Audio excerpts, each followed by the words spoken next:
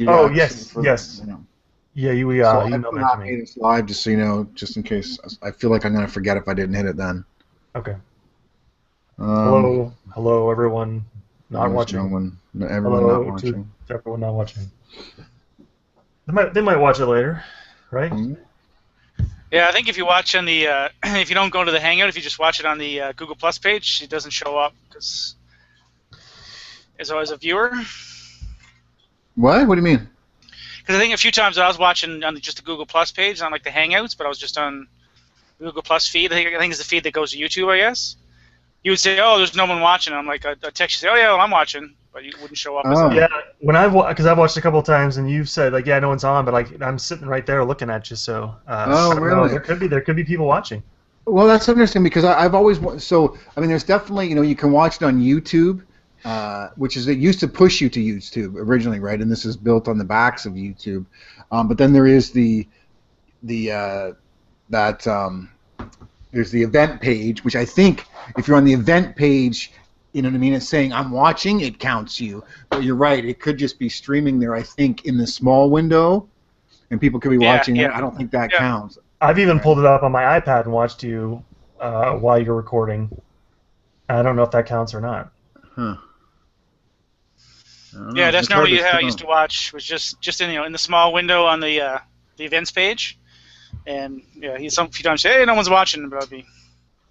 So it's kind of almost like a peeping tom watcher, right? It's not like you're not letting them know I'm watching. I'm just lurking there, and There you go. That's some of our best stuff's come out probably when we think no one's watching.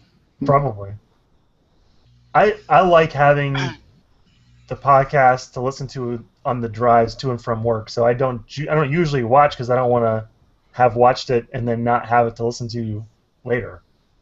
yeah, Yeah, I mean, I'm the same way. Yeah, yeah, I mean, one of the things that people have always said to us is that a lot of our listeners they listen to it in a time when they could only listen to it, right? Like Yeah. it's not feasible, as you guys suggest, to watch it. So that's something we didn't want to take away from doing it live on video. We didn't want to lose, take that away from everybody. so what I'll usually do is if I have time and when you guys are live, I'll watch the first 10 or 15 minutes of it when you're kind of figuring around before you kind of get to the record part, and then I'll switch it off and listen to the rest on audio. Or when Oh you've yeah. done the pre-show. I've gotten on a couple times and watched the pre-show. Yeah, yeah, Yeah, it's just me drunk dancing around. Yeah. yeah. Sometimes those are the best parts. When I was editing the 250, I knew early on I wanted to do that segment with all of you guys singing, like just all the different parts, like Uh, the part where you're just singing different songs and stuff. And I thought about pulling a clip from the pre-show as a part of that, but I never did. ha, I funny. gotta That tell would you be funny. that clip show was amazing. I almost actually died because the singing part. I was driving, and I had to actually slow down and almost pull over because I was laughing so hard because it was so funny. I wondered if it was too like the whole show is too long because I want to like listen to it again later and like I have no sense of like I had no objective sense like how the show really was because I had listened to it so many times Yeah, like yeah, yeah, for sure. I had no sense. Now, I didn't find it too long at all. The way it was broken up with the individual geeks doing their kind of segment type of thing, I thought it definitely made it seem if it was long in time, it certainly didn't make it seem that long because they're sort of separate sections. But Yeah, I found that too because I listened to it. I listened to the rough cut. When we were deciding which cut to go with CT, and you had sent the long cut or the short cut, and I Yeah. listened to the long cut then, and I was like, that's the cut. I don't know what you would take out of that. You know what I mean? And then I think The shortcut was 20 minutes shorter. Yeah, I cut out 20 minutes somehow. that's hard to believe. So and then I think I watched it again, or I listened to it with my wife here. I'm like, you got to listen to this. You know what I mean? I'm like, you're gonna. It's just I tried to turn a lot of people onto our podcast by pointing them to that show because I'm Yeah. like, if you want to know what our show's about, CT's done an awesome job, and here's the last 5 years of stuff. It's the best way to get a feel for it. And even I was actually sending the trailers around. There's a couple new guys at work started, and I'm like, this is what our show's about. If you think this is funny, tune in. You know what I mean? Like let's get ready to destroy Alderaan. Like that has got to be fucking one of the best clips. The Walmart greeters clip. There's so many clips that are just like.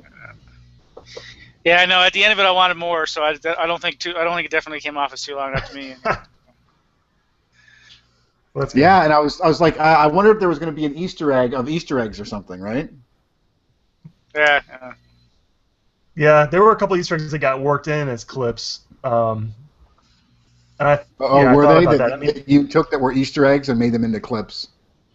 There were a couple of those, and my process for re-listening to everything is like usually I would actually stop re-listening when I got to Atomic Picks, just because I knew I wasn't going to pull from Atomic Picks in general, because you're just talking about like I'm watching this show or I'm doing this or whatever, and like from that point on I would just like stop listening and move on to the next show. So I'd listen to every show at 2x speed on the app, and then I just cut off certain things that I knew, like, okay, I'm not gonna like pull anything from Atomic Picks. It's never gonna really make it probably. So so then as a result, I never really got to like Easter eggs on some shows. Right. Ugh.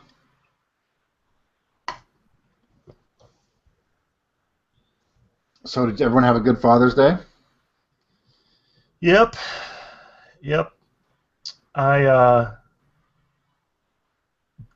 So I actually had to watch Star Trek 1 for an upcoming nerd lunch, so I got to sit around and do that, and we went out and had burgers and fries, and it's a pretty relaxing day. How about you? You have a good Father's Day? Yeah, it was pretty good. So here's actually this is an interesting story. So my wife and my boys, they got me a couple of shirts and stuff, but they got me this box set of JLA action figure set of like these 7 figures, right? Mm-hmm. But they're kind of like the action figures of this cartoony version, the Young Justice, you know what I mean? Which I don't love. It's not even Young Justice. It's I don't know what it is. They're these kind of funky characters, and I didn't love it, you know what I mean? And so I'm like, well, these guys got it for me. But then my wife and kids are like, if you don't like it, you should trade it. We got it for you because it was a $50 set of action figures, and if you didn't like it, to trade. So I'm like, well, really, you think? And they're like, yeah, do it. I'm like, okay, well, maybe I'll do that. So I post on this Facebook group I've been going to, which I've been talking a lot about lately, and boy, did I get fucking shit on for trying to trade away something my children gave me. Like it's a Father's Day present. What's wrong with you? Like literally, guys are like, I would never trade anything my kids gave away. Who the fuck are you? And I'm like, what? And the other guy's like, my kid made me a thing. And I'm like, why the fuck are you assholes all jumping over me? Like they bought it to me to enjoy or to trade. Like, fuck you. You know what I mean? Like, fucking asshole. I was like, there's some people toilet paper your house or something there. I know. I'm like, God, I'm the worst father ever. Hello. What are you doing Speaking here? of worst fathers ever. Congratulations. Thanks, buddy. Talking about worst dads ever, is that what you just said? Yeah. Congratulations, buddy. Yeah, like he came a little early. Like we had a scheduled C-section for July 9, and then all of a sudden on Sunday night, Alice kind of had like back pain, and she said, I think I'm going to go see the doctor on Monday out of the blue. I was like, all right, well, that's cool. Didn't think anything of it. I was at lunch at work, and all of a sudden she calls me and she goes, baby's coming today. She goes, you have to go pack a bag and pick up Madeline. I'm like, what? Come again? So she still did a C-section yesterday, but because he's a little early, they're having to help him breathe because he's still got fluid in his lungs. So he's in the nursery. Alice has not been able to really hold him yet. So she's there. I have to be at home because I'm with my daughter. And Alice is going to get. She's allowed to leave tomorrow, but Max isn't probably going to be able to leave for a few more days. Oh wow! But there's not a room for Alice to stay at the hotel or at the hospital. So she has to come home. So we've got to just go back every day. Jeez. Is he doing well otherwise? I mean, is he doing all right besides the? Yeah, like they've checked him out. Doctors have said everything is normal. It's not like he's underdeveloped. It's just a question of because he's young. I mean, because he's early, and because he was done as a C-section and not like a traditional birth. He didn't. The pressure of a natural birth usually clears the fluids out of a lung. Yeah. This doesn't. So like they're saying that he's having a hard time just kind of doing it himself. So So that's why we were worried, because we were like, oh, what? Something's wrong here. But they're like, no, it's fine. It's just it's pretty common, but you're gonna have to kind of sit tight. He might need a couple days to do it. So there you go. So I was like, I'm at home. I knew you guys were doing this. Like I'm sitting here by myself. I was like, I'll do the podcast. What the hell? Because you didn't know this when you went to the hospital yesterday, that this, that things that you didn't have, you wouldn't have a newborn at home right now, right? Well, there was like with Madeline, we were home by Alice spent the first night at home. I mean, sorry, first night at the hospital, that we were home within 36 hours.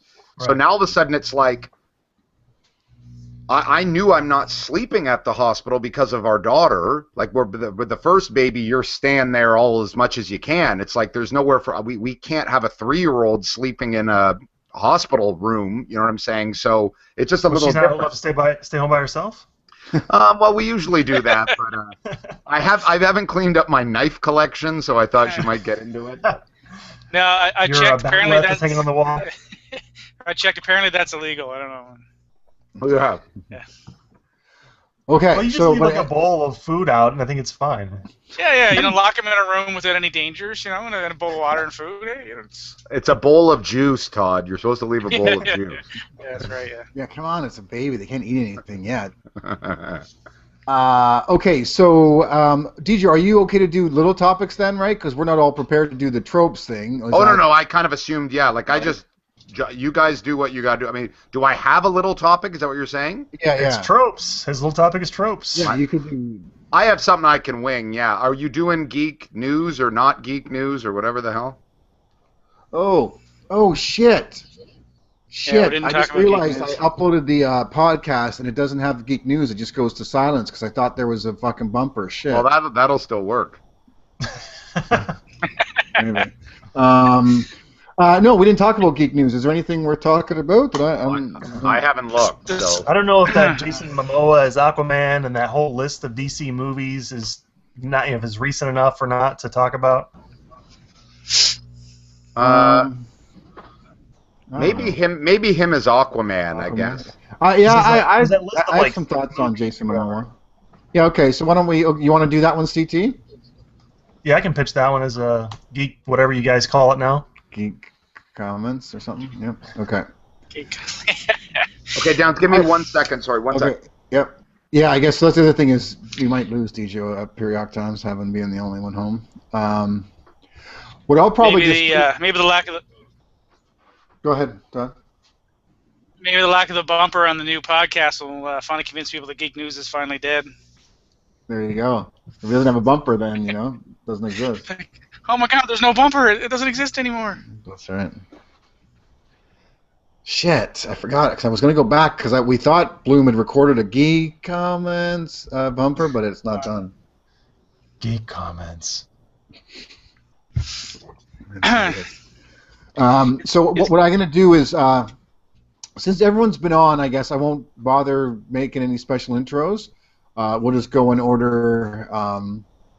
Maybe I'll throw to you first, Todd, and then just say my buddy Todd's joined us. I won't make a big deal about it. And then CT, you can go next, and then DJ can go last. The other thing is, I'll tell you guys this. Actually, I think you guys both. I don't know, Todd. You might know. So this is our last real, actual canon episode of the Atomic Geeks for a while. We're taking a break over the summer, so I'll throw to that before we do geek news too. Hey, DJ, I was just saying the order. I won't make a big deal, but I'm going to say Todd's here, my buddy Todd. I'll do him. I'll just do a bit of an intro to him first, but I'm not going to do any special intro because everyone's been on the show before. Yep. CT, and then you can go last. Okay. CT goes last, or I go last? No, CT, and then you're last. Oh, okay. Fucking dropped the price on the house today. This is it. Last fucking price drop. I might need to piss now that I've sat here for fucking half an hour. Yeah, late start. Yeah, I better take a piss. I'll be right back. Anybody else feel free to do that too, I guess.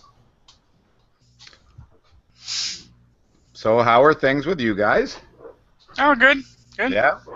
How about you? Good. How about you, CT? Doing well. Yeah. Podcast marathon this week. It seems like. Jeez. Yeah. So what are you doing one tomorrow? Doing 2 tomorrow. We're doing Oh, we're doing that you're combo doing- show with the Nos show, so we're recording their show and then they're recording ours. Right. So we're doing 2 tomorrow night, and then we got the big crossover Saturday, I guess. So. Yeah. Downs hit me up about that when I was at the hospital. He's like, "Are you going to be able to do Saturday?" And I was like, "Yeah, I'm like 90% sure I'll be able to do that. That won't be a problem."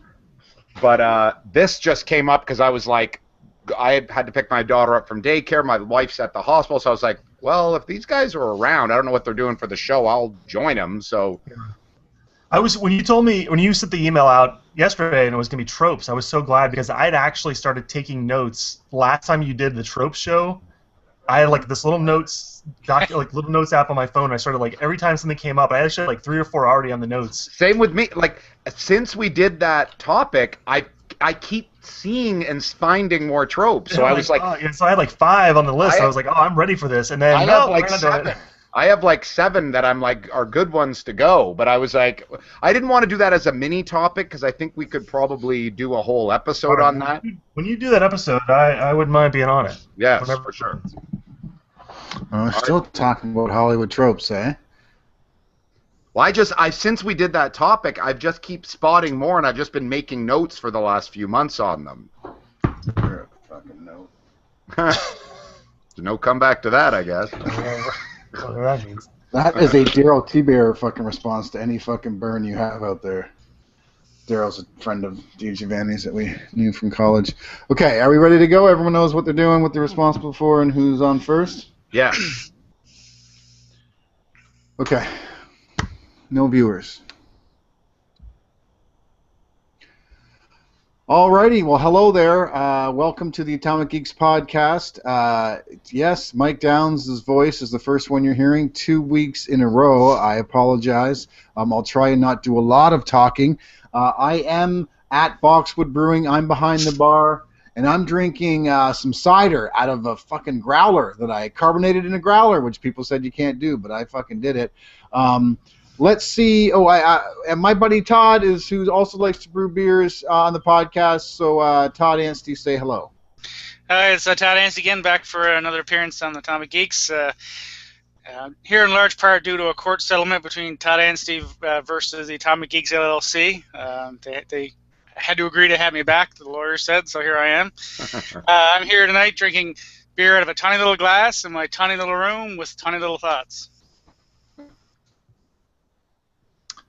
Hey, I'm also here on the Atomic Geeks. My name is Carlin Trammell, aka CT. You probably have heard me before on the Nerd Lunch Show and just a few episodes ago on that big Clips episode. And I'm here on the Google Hangout, drinking out of my Space Ghost tumbler, and calling in from Tallahassee. Looking forward to the show. And hey, it's Jeff Brown from Geek Fallout. I mean, it's Michael DiGiovanni, an actual member of this podcast. I'm in Toronto, and I'm podcasting under the influence again because I'm drinking me a Riverwalker Summer Ale. So I guess we should talk about right off the bat. We can congratulate from the Atomic Geeks Network to Mr. Michael DiGiovanni. Michael had welcomed his second child into the world yesterday at the time of this recording. So congratulations, Michael, on that achievement. Thank you. It's at this point now listeners are going, his son was born yesterday and he's doing a podcast? What? Yeah, so I guess... That was while we had some extra people, we thought some things would be crazy, but through technology and everything else, Mike was able to make it at the last minute for tonight's show. So we wanted to welcome him and congratulate him on impregnating his wife, and on his wife, actually bringing that baby into the planet. Those things aren't hard to do these days. It's a miracle of science. Aren't really. easy to do. Yes.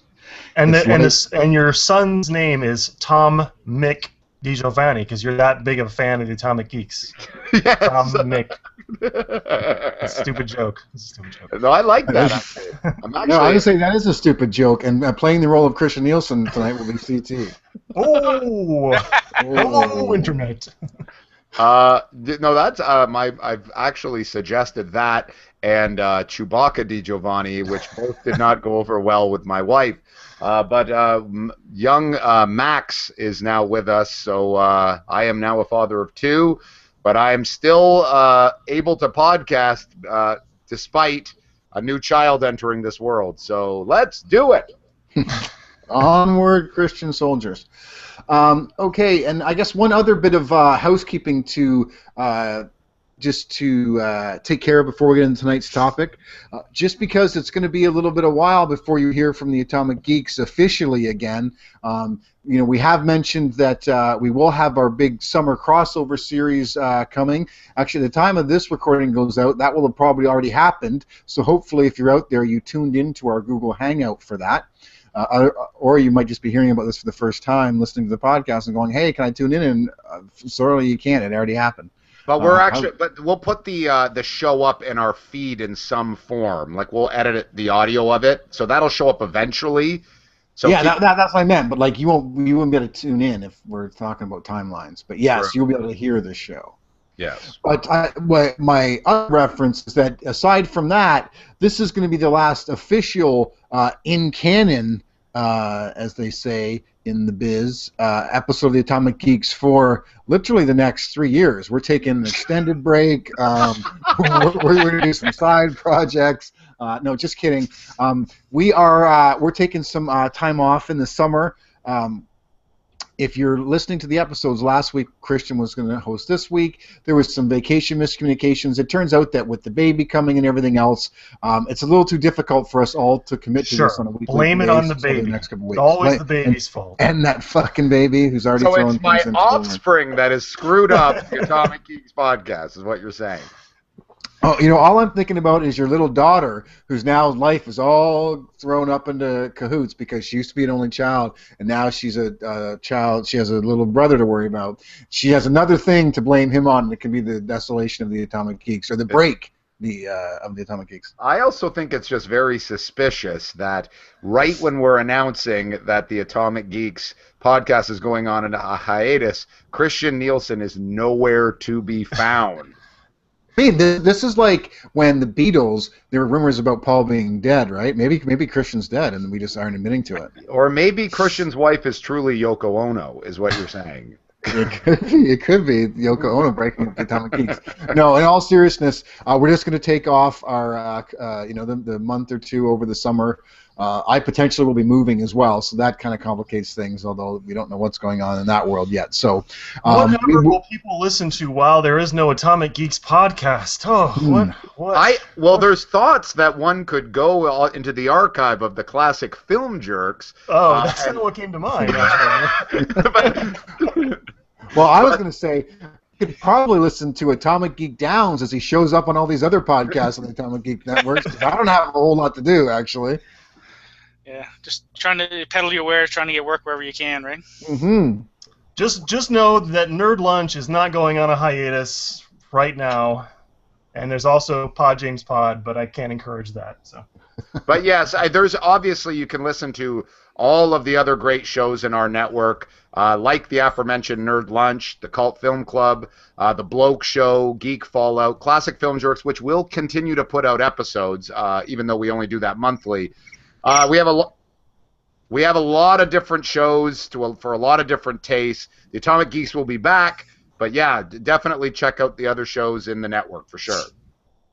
I was going to say, I wish we could remember what episode we could say, and episode 243 that Todd was on, if you want, just so Todd has something to plug as well.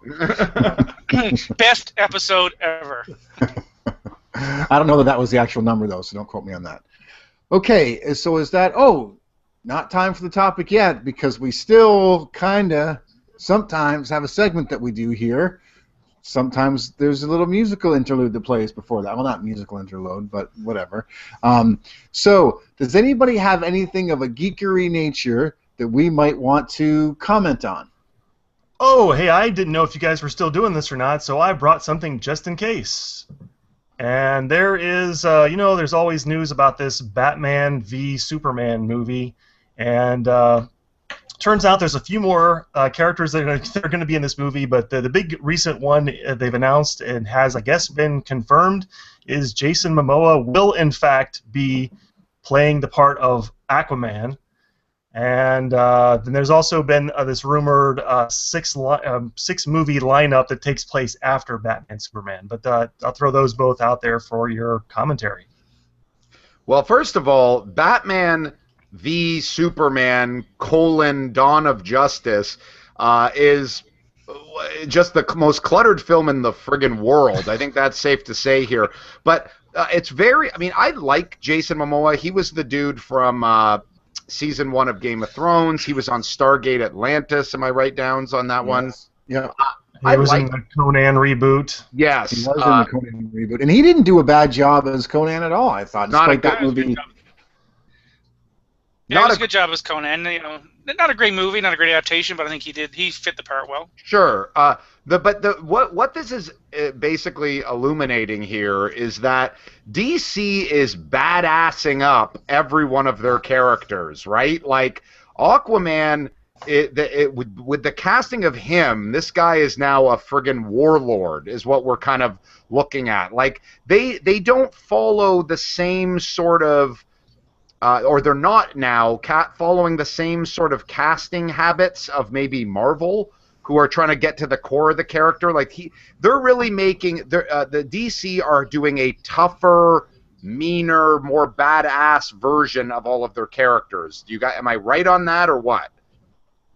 Yeah, I mean, I would agree. I think when I'm a huge fan of Jason Momoa, as we've probably said that before, and I thought this is the Aquaman who's got his arm cut off and has a spear on the end, like the Arthur who's the older, maybe a little bit weathered version of Aquaman. Definitely not the version that they're putting on TV. So I think I hope what they're trying to do is they're trying to differentiate between their characters and saying, this is a universe where this is a young Aquaman and Green Arrow, and then, because obviously the Green Arrow is probably going to get at. The other point is that you kind of said this, but everybody and their fucking dog is in this fucking one movie already. Why don't they just call it the goddamn JLA, for crying out loud?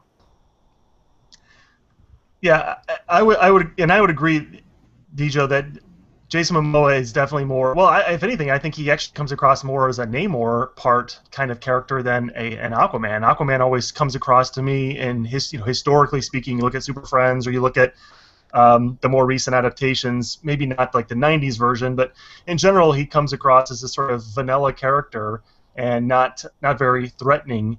And to put Jason Momoa in that part is a divergent kind of thought process, and he has more of a Namor look to him, who isn't that nice, crisp, clean-looking guy in the Marvel universe. So it's sort of going that route. It's almost like they're casting Jason Momoa as Aquaman before Marvel can snatch him up for Namor.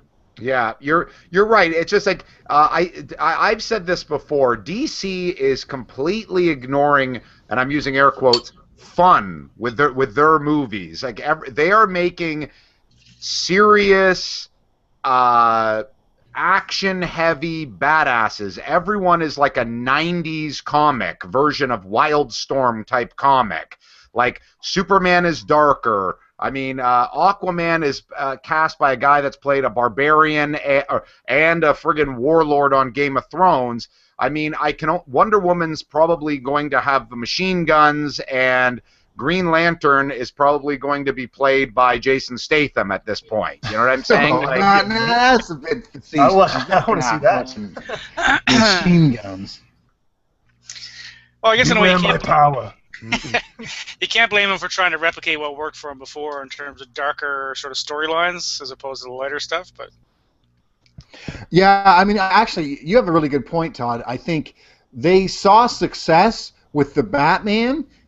It suits Batman, and what they don't understand is it doesn't suit everybody else, right? Like, I mean, we've argued, Mike and I both on this podcast, about Superman, and whether I enjoyed the movie or not, it is a darker, more violent, Batman-toned Superman, if that makes sense, right? Yeah. And like all of this has that kind of slant to it. Like, it worked for Batman, let's fucking do it here. You know what I mean? Yeah, absolutely. That's the point I was kind of making. You put it much more eloquently, but that's exactly what I meant in terms of they're trying to replicate that success of Batman with whatever they can. And you know what? Listen, I mean, they've got their work cut out for them because Aquaman and Flash and Wonder Woman, these are tough characters to translate into movies. I get it. Like, they are not, I mean, they're not Iron Man and the Punisher, for example, but it's interesting that Snyder, and especially the fingerprints of Christopher Nolan, really seem to be on this. This does not look like the DC is going to be fun, and where I think DC is a much more funner brand of comics than Marvel historically was. So it's just funny how this is all playing out for the movies. Is Jason Momoa going to be terrible? I don't think so. It's a different type of Aquaman. Yeah, and to that point, like Downs was saying, that everything has that Batman vibe to it. You know, we can't help but compare what DC's doing to what Marvel has done, and Marvel's had great success in making all these different movies, and yeah, there's a similarity to them, but Thor: The Dark World is a completely different kind of movie than Captain America: The Winter Soldier, and I have a concern that, you know, like even just looking at Man of Steel, which is essentially, like we've already said, it's if you like Batman, you'll like Man of Steel. It's not really as Superman-y as it could have been. And I think we're going to see that now even more so, that Batman will be in this, and we're just seeing that more darker and darker tone, that there won't anything to individualize these movies as they progress. And they apparently have like 5 or 6 movies planned, if the rumor is true.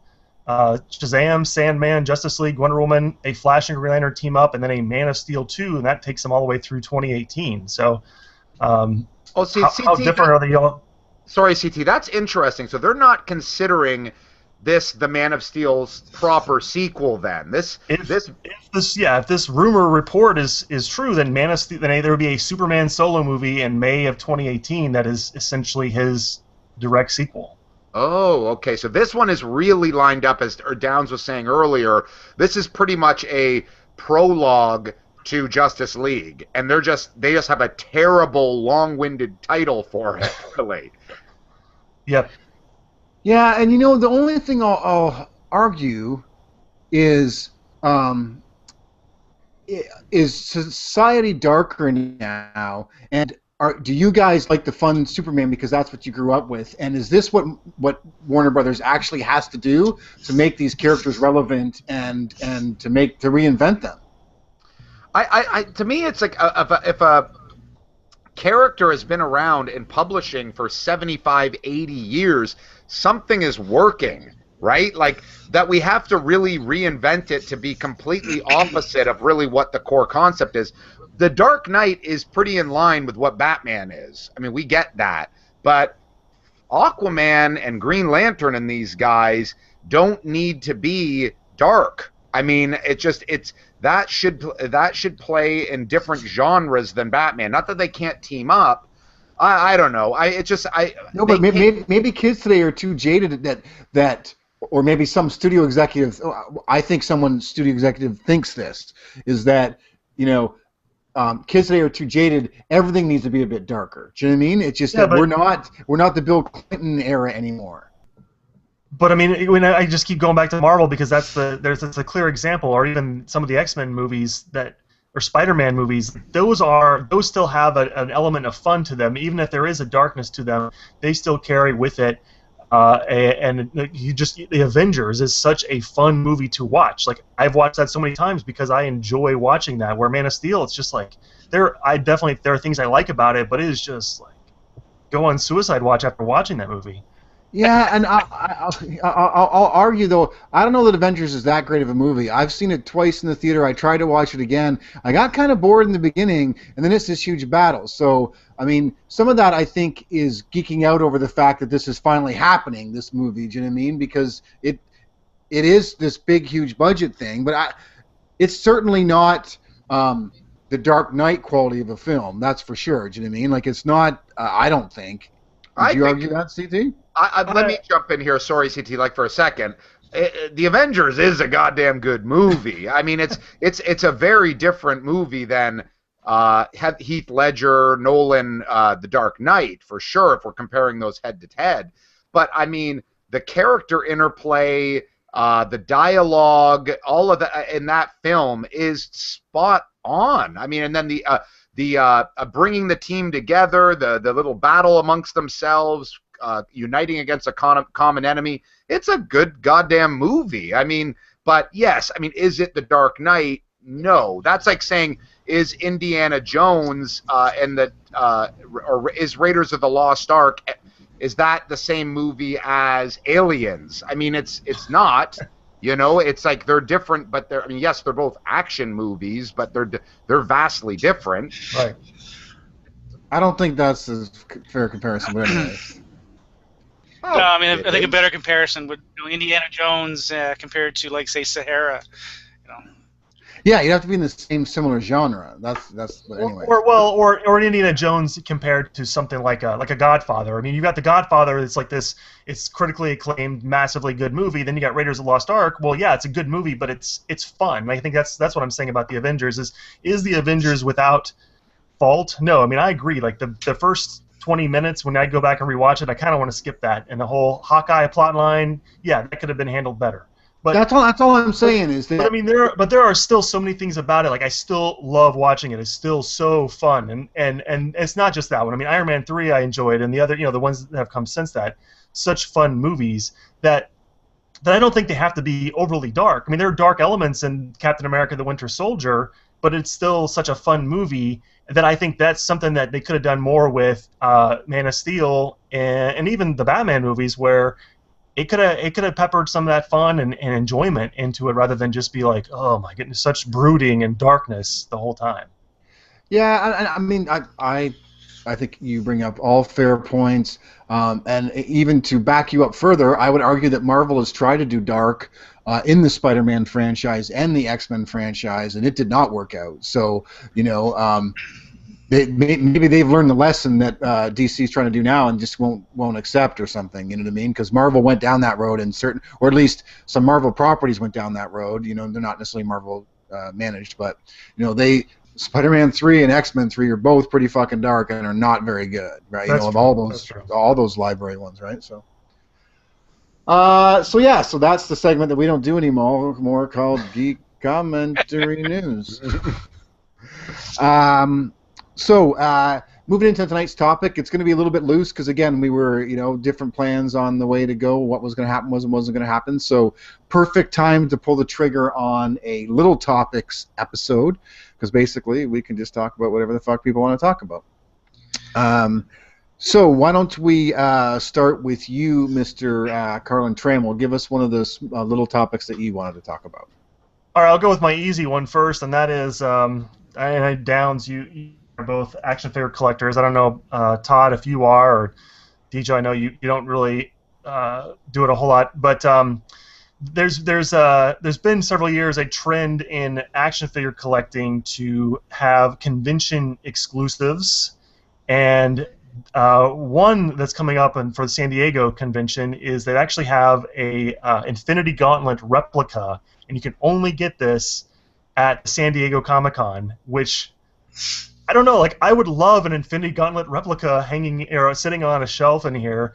I don't really want to spend $70 for it, or I don't want to certainly spend like $300 for it in the aftermarket, and I'm not going to fly out just to San Diego just for this thing. And I don't know what do these Hasbro, Mattel, and all these other companies gain from doing convention exclusives and making some sort of awesome product that longtime collectors really can't easily obtain.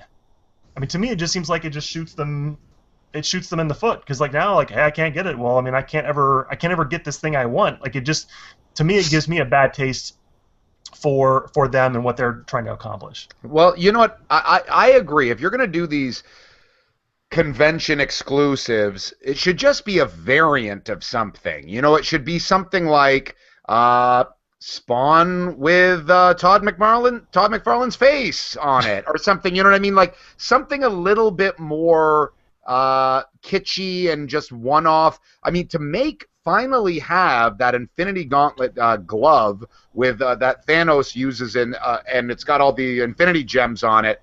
That's something fans have clamored for a long goddamn time. So right. Why limit that to just such a small thing? Yeah, so I'll jump in here. Now I'm a bit torn. So I have an example that maybe DJ would qualify that you say is okay with. So the Black Series Boba Fett that I have, it's kind of rare as it is, although they're dealing with that. They're going to release a whole bunch of these pretty soon. They're going to send out full cases to stores of just Boba Fett. So it's kind of rare now. It's not going to be for much longer. But there is an SDCC exclusive. How many C's did I say there? SDCC? Enough. You're right. You said enough. Yeah, okay. And that version of Boba Fett is packed with a Han Solo in carbonite fucking thing and a bunch of extra shit, right? And it's this box. But like to your point, DJ, that's just a extra rare version of that Boba Fett, right? Packaged with the thing. So I guess that would be okay to you, right, Mike? Yeah, like I'm saying, it's so what you're saying. It's essentially that same Boba Fett figure, but look, he has a new hat. Like it's like that. Great. I mean, that's fine. Like that's something where if you're there, you got access to this special thing. But you don't make we're only gonna make the Batmobile from the TV series Batmobile, and that's only gonna be at a convention. Like it's like no, everybody wants that. Like, we should all have access to it. Yeah, sorry, go ahead, CT. Well, they had in the G.I. Joe, the 25th anniversary line, a few years ago, they had as an convention exclusive Sergeant Slaughter. The only way you could get Sergeant Slaughter was at the convention. And they did 2 different paint versions, but they were both convention exclusives. It wasn't like there's one you can get in the stores or one you can order online, and then the one paint scheme is the convention exclusive. Like the only way, and I had to do aftermarket purchase for it to get this Sergeant Slaughter figure. And like, who doesn't want Sergeant Slaughter? I'll argue, CT, that this is their way to almost to force value into the market, right? So, yeah. But why does Hasbro care? But they do because they create something, and the fact that it's unique lifts their brand. So the fact that they're forcing you, the collector, you have to really, really want this enough to go on to eBay and to pay the $200 or the $80, whatever it is. You know what I mean? Sure. But they're not seeing any of that. They're seeing zero of that. They're not. But they created something that's rare and unique, and so it's on eBay, and it's something that people want. So next time when they go do the next thing, it's going to have that same effect. And the convention exclusives are strictly for that collector mentality. Meanwhile, they do the rest of their shit to really make their profit. You know what I mean? This Infinity Gauntlet, if they wanted to really make profit, to your point, they'd put it in every goddamn Toys R Us there was. And in fact, what they probably might do is do because a lot of times, like this whole Ghostbuster record that came out a few months ago on Record Store Day, different industry, but there was this glow-in-the-dark Ghostbuster soundtrack record that came out for the 30th anniversary of the Ghostbusters movie this May 5th for the soundtrack, the 30th anniversary of the movie. They said there's only going to be 1,000 of these things. Well, guess what? Now, after that Record Store Day, it's going to get a limited release. And so just about any record store will now get a couple of these. So it might be that they say right now it's only going to be at SDCC, and it might not go to wide release, but there might be another couple thousand after the convention that you get online. You know what I mean? And again, you pay a little bit of a premium for, but that's to prove yourself as a collector, you need to have some things in your collection that are that valuable, I think. Yeah, and I don't guess I disagree with that sort of broad concept of if you're a collector, then yeah, there's some things you're going to go after. But and maybe it's just more it bothers my completist nature because I can be that way about certain things. Where like, I've got way too many GI Joes because I want all of them, and so I am. I did track down the Sergeant Slaughter, and I did track down a couple of the others. But it gets to a point where like I can't get them anymore. It's too difficult. They've even gone into like the whole club, the club mentality, which we don't have to get into, but it's just too difficult to keep up with it. And so to me, it's now hurting my perception of them, which to me, like that isn't raising their brand. That isn't helping them out. It's now making me kind of abandon the collection. I get the Downs your point about catering to the collector market, making something exclusive and not widely available that any Tom, Dick, or Harry can buy at a Toys R Us or something. But there should be it should be a little more accessible than one location over 4 days. You know what I mean? Like, there should be something like a. I mean, I always liked that proof of purchase idea. Oh, like exactly. The mail away thing. That made it exclusive, but we all had a chance to do it. You know what I mean? Like, we all had to do it. We had to jump over some hurdles and, beg our parents to let us buy 4 other figures, 4 Lobots, so we could get these characters. But, like, that at least you're giving Todd, Carlin, Downs, and Dejo all a shot at it versus going, you got to fly your ass to San Diego, and guess what? Those tickets sold out a year ago already. And you're rewarding the collector. The collector's already getting 4 or 5, 6, however many figures, and they're getting a reward for having done that. Todd, have you got any thoughts here? Yeah, it was funny you mentioned the mail-in thing. The only 2 G.I. Joe action figures I remember from a kid were both ones that I had to mail in, proof of purchase. I don't remember the 8 or 10 figures that I bought to get the proofs of purchase, but I remember the 2 guys that I mailed in. I agree with Downs. I think one was the snowboarding guy, or a sailboarding guy, and another one was a skidoo guy, I think. I can't remember the figures' names. Was that G.I. Joe are we talking about? G.I. Joe, yeah. Yeah, the sailboarding guy, I got him 2 off proof of purchase. I remember him. So was he a ski guy? I think maybe he was on skis, not skidoo. But like that idea is, yes, you're limiting the amounts. It's not in stores. I'm going to err on the side of CT here, where I find that sort of concept frustrating. I think if you want to have a fan expo, a C2E2, a San Diego, New York Comic-Con, whatever exclusive, make Superman blue, and there you go, and sell that only. Or put Superman in an I Love New York shirt and sell that. Like, I mean, but you don't make but people aren't going to buy something that's. I mean, you lose a bit of value there if you're just doing something that's stupid too, right? Like, again, I'm on the fence. I totally hear what you're saying. I mean, the whole idea of, I think, one location. I think what you were saying, DJ, one location very specific is a little bit much, But for me, again, part of it is the thrill of the hunt. You know what I mean? And I think what Todd was saying is that, the stormtrooper behind me over there, I've looked online when people are reporting in Canada when these action figures are showing up in store, and then I'm running to all my stores locally to look for that. Do you know what I mean? Like, it's, again, that's maybe a little bit different, but it's than this example. But it's feeding on that idea that I want something so badly I'm going to jump through hoops to get it. Yeah. And in this case, one of those hoops is they're giant hoops, right? So I don't know, like if they did some crazy motherfucking action figure that, maybe it wasn't really that it cost a lot of money, it was super freaking detailed and awesome. It wasn't that expensive. It was just you had to be here to get it. I don't know. That's just it's a different hoop. Some things are expensive. Some things has a geographic hoop. I don't know. Yeah, almost like concert T-shirts, like I was there and done that at this convention or whatever, and got this exclusive figure or this exclusive shirt. But here we go, Todd, to that analogy. It's the same shirt at every goddamn show. This one just says Toledo on it. Like, it's not. Right, and you're not getting. I mean, there is that. Like, if you only get this recording of this song at this convention, and there's only going to be 1,000 pressings of this particular song, and you can't get this song any other way, then that's different than a T-shirt. Yes. Yeah. No, it's a fair point. Again, it's probably just over the line. I think maybe CT, right? Like it's one thing to make something collectible, but that's just a little too rare. You know what I mean? Like, maybe for you're such right. a good idea of a toy. That's the thing, though.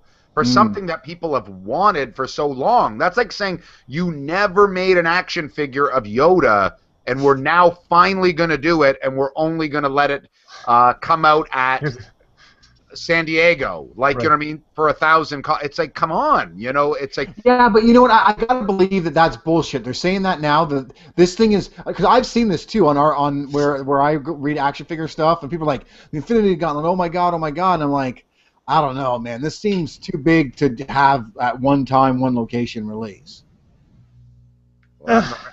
Maybe they'll release it in some other way, or they'll release a different color version of it, or something like that. But for now, it doesn't seem to be any hope using DJ codes and getting it. All right. Well, that's all I got to say about that. Yeah, no, I hear, and we'll have to have a nerd to do a follow up on that. Whether CT ever got his I won't be Infinity Gauntlet. the gauntlet. I want my toy, damn it! I want it. Okay, why don't we go over to you, Todd? Why don't you give us one of your little topics?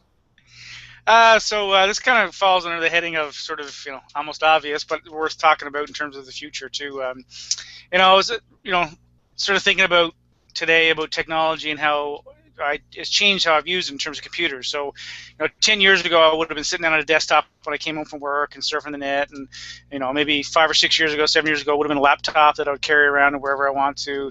Now I hardly ever sit at my laptop except for doing a podcast. But I'll use my phone for email and a tablet for watching shows and stuff. So I was just kind of thinking about the whole idea of this ubiquitous computing, about how it sort of integrates into everything you do, and that you don't just sit and have a session at a computer anymore. And also reflecting to my father still sits down once a day to check his email, right, and surf the net for the things he needs to do on the net. So he still consumes it the old way. He hasn't really changed. Where as new technology comes along, like smartphones, we've changed. So I just wonder what your thoughts are about where does this go? Is it 20 years from now? Is it you're always on Google Glass kind of thing, or that kind of thing?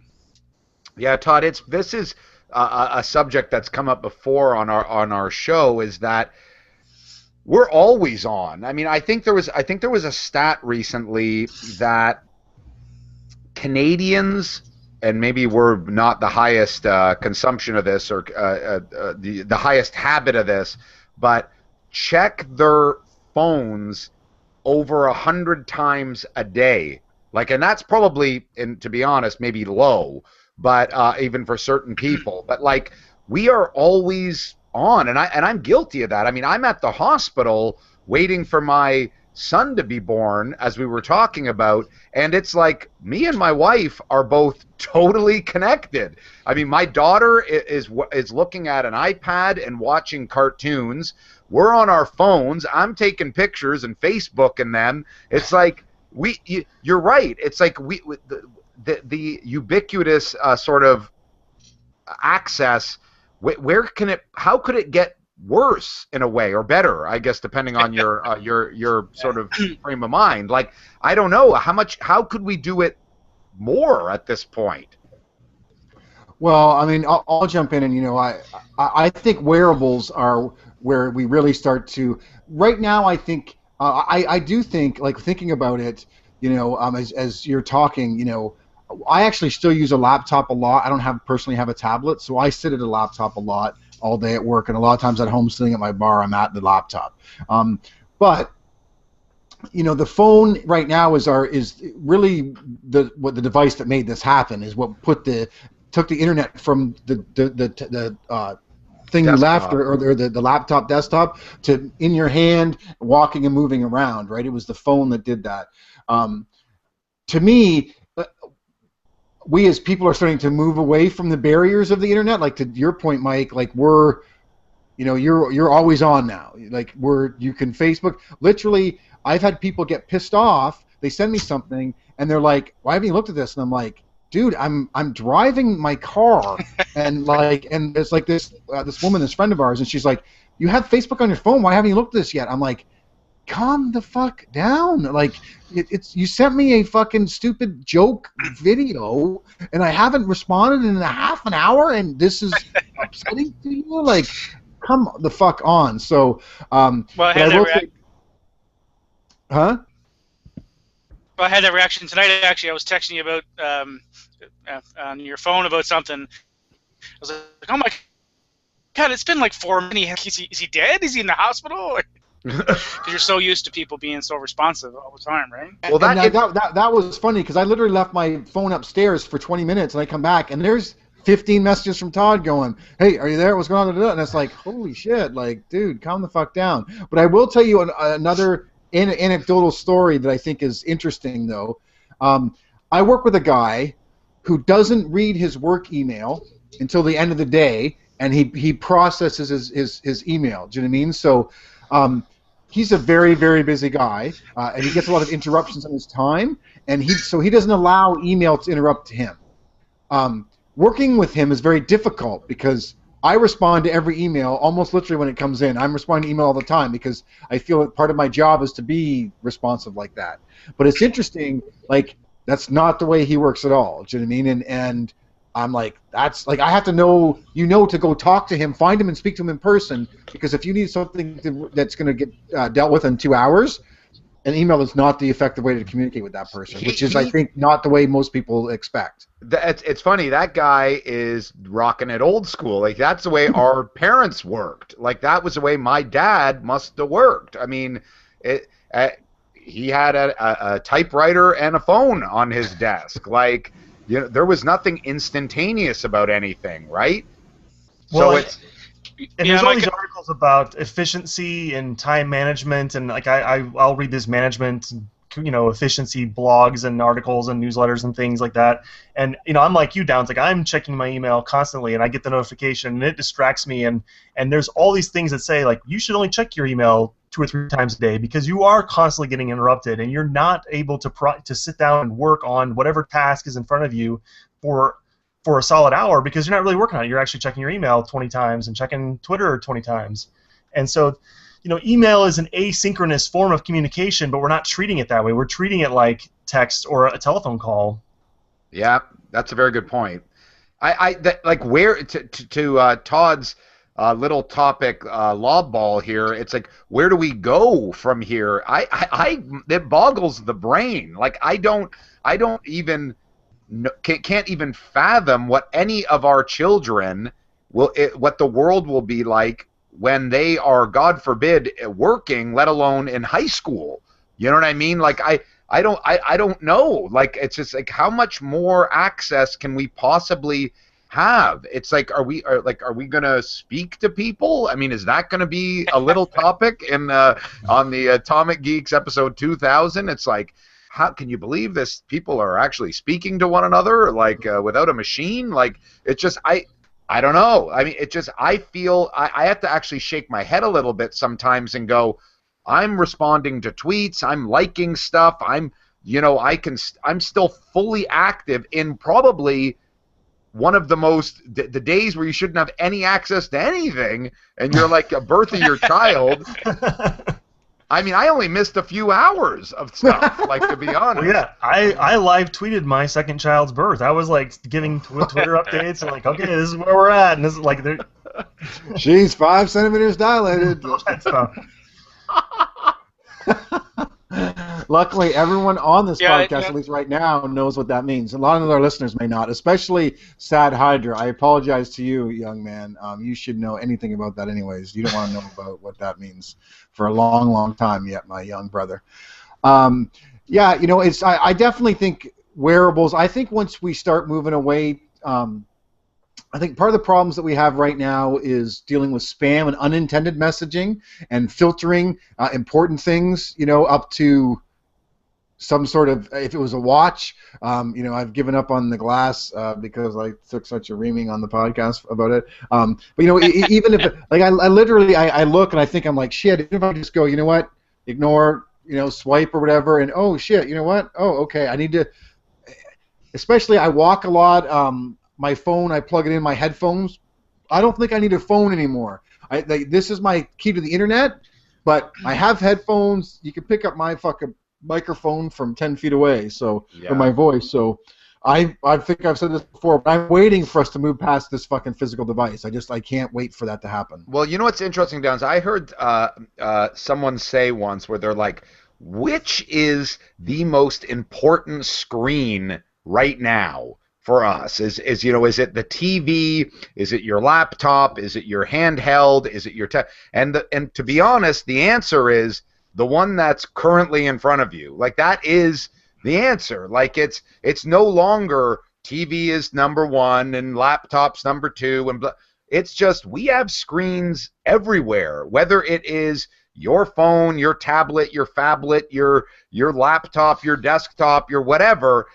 There's so many, and there's going to continue to be more of those screens, whether it is the glasses, whether it is the watch, whether it is the full box over our head. Like, I don't know, but it's just we're going to have so many multi-touch points that we're going to have access to the internet in the world at all times, they're all going to be important. It's just our accessibility and access is going to be 100% 24 hours a day, pretty much.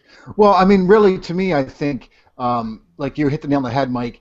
I envision the person who can invent a projection system that somehow just projects on every wall, like all day or whatever. I think the physical screen is right now is our limitation, right? So like, I don't know if I talked about this in the podcast, or whatever, but I was like, imagine you invent these little things or that can just basically put a little fucking device that goes up on your fucking, maybe it goes on your lamp, and you get a bunch of them that are like, and then all of a sudden, Google lamp. Google lamp. You're on to Google something. lamp. All it is, it's a projector and a sensor, right? So it knows where you are the entire time, and it's a 360 projector, and so you can go, that wall is my screen. You know what I mean? And then everything else is like the whole Xbox 360 with that motion sensor, right? Think about that. It knows where I am, so you're talking gestures, and it picks up my voice, and I can hear what it's saying. I don't need a physical device anymore. I think that's old technology. It's wearables at the most, but I think in 10 years where our kids are going to be, they're going to laugh and they're going to go, man, when I was a kid, little child of mine, I used to have a tablet. You know what that was? That was the thing I had to sit there and touch. I remember one of those. I had one too. Yeah. Those are so awesome. You still have yours? I had to charge it like every 8 hours, and right. It only had HD video, and oh my god. There's going to be ironic T-shirts about tablets. And like 20... Right. The whole physical nature of media and how we interact, I think that is the barrier that we have to cross. I didn't know I was going to come on this podcast and I didn't have my mind blown, man. Like, some people follow Neil deGrasse Tyson on Twitter. You could just follow Mike Downs because it's the same fucking shit. I'm totally emailing. As soon as we get off this, I'm emailing Google. I have an idea called the Google lamp. Does anyone know? They're listening. They're listening to this podcast. It's on YouTube. They have it all. Oh, damn it! They own that idea, actually. Yeah, they're like, sorry, it's already in development as of 10 minutes ago. All right, Michael DiGiovanni. Oh, he's not there? No, okay. So let me ask that. Does anyone actually know who Neil deGrasse Tyson is on the podcast? He's a futurist. He's a futurist or something, right? Yeah, he's a technologist, futurist, right? He has this. He is a black gentleman, I think. I'm not sure. African gentleman. I'm not sure the actual totally correct. Yeah, he does a TV show of some kind. Yeah, it's on Netflix, and man. That dude will blow your mind. He's extremely intelligent, but he breaks shit down in like awesome metaphors and stuff, and just be like, "This is as if the whole world is dying of starvation. Here's how you fix it." He's just a really badass dude. So check him out, Neil deGrasse Tyson. If you've never checked him out before, he's fucking badass. It sounds like an atomic pick, actually, in the middle of the show. Kind of, a little bit. Kind of. We were talking about it. I just didn't know if anyone actually... I made a joke about who he was, and I'm like, no one even knows who that guy is. So, joke not funny. No, your audience hashtag. Okay, Michael DiGiovanni, give us a little topic. I feel like I'm going to be continuing the trend here of God, we're old. That's the... But my little topic is, how in the world are we going to find the time to watch all of these shows? This is my little... I don't know if you guys have been paying attention now to how the TV landscape continues to blow up and change by the day now. Like, I mean, they've announced that the Xbox is... one is going to do original programming. There's going to be a Halo TV series on that. There's going to be the Winter World, I believe, based off of a comic book. There's a full slate of TV shows going to be on that. The PlayStation now is creating their media network, and the first inaugural show of that is going to be based on Powers, which is a long-running comic book by Brian Michael Bendis. There's Yahoo is getting into original TV web programming now. They've got Paul Feig, I guess I don't know if I'm pronouncing his name correctly. He directed Bridesmaids. He's making an intergalactic space comedy where he's going to have a group of guys that are just basically traveling around on a ship, and it's just going to be some of your favorite comedians doing that. It's going to be a 30-minute show. Then you look at what Sci-Fi's doing. They're pretty much bringing every goddamn comic book to life on that. They're doing Pax Romana from Image Comics. They're doing art.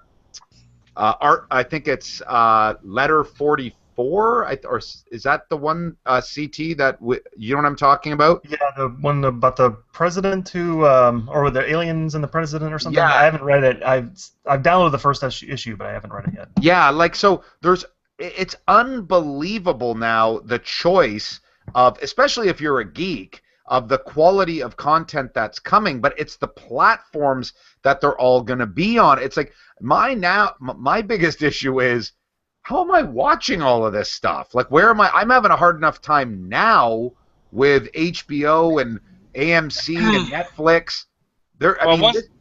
Once the Google Lamp comes out, it'll make it much easier. Way to go back, Todd. I think. What do I think? What was I going to say? Yeah, I forgot. But yeah, I think it's fallen in the heading of one of these good problems to have, in the sense of, oh my God, I have too much really great TV to choose from to fill my time, as opposed to watching so much mediocre stuff just because you have nothing else to fill your time. So completely agree. Yeah, like I say, bring it on, right? Well, go ahead, CT. Well, I've got like 300 items on my Netflix queue, and I've got a whole shelf of Blu-rays and DVDs that I own, that some of them I haven't ever even watched, and some I want to watch again, and just between those two things, that's stuff that already exists. That's things that have already been made. This isn't even the new stuff that you're talking about. And I'm 37. I mean, I'm not old per se, but I'm at that point. I'm not getting any younger. Stop making good TV, everybody.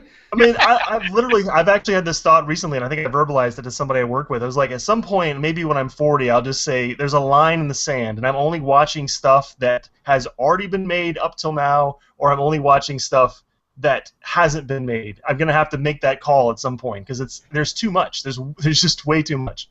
And the biggest. Okay, sorry. Now that I've thought about, I remember what I was going to say. There's a couple things I want to say. First, I think that statement you're talking about, CT, is do you guys watch a lot of traditional TV? See, I find I don't have anything to watch on TV right now. Like, literally, because the way I watch TV is all binge watching. Well, that's all I do too. I don't watch. I've been watching the new 24, but other than that, really, I'm not watching anything live.